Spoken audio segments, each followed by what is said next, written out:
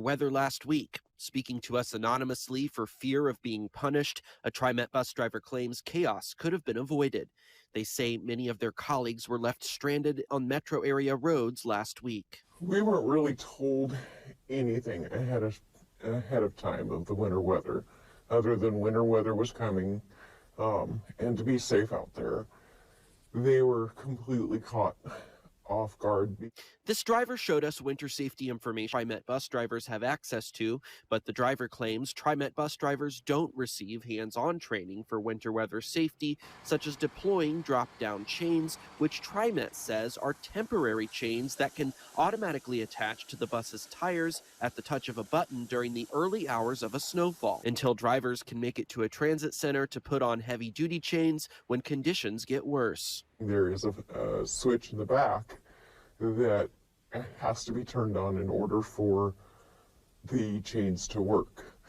Most of the time those are deactivated because TriMet doesn't want their drivers out there using those because they don't really train you on them. But according to a TriMet spokesperson, new drivers receive classroom training on winter weather safety, including drop-down chains, and 95% of TriMet buses have these chains available.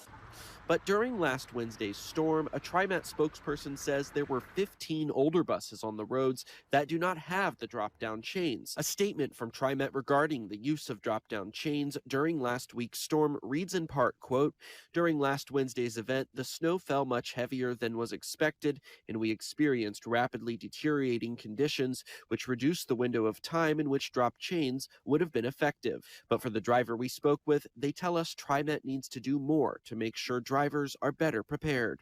The majority of us, or a lot of, especially the new ones, new drivers have never driven anything bigger than a minivan, let alone in winter weather.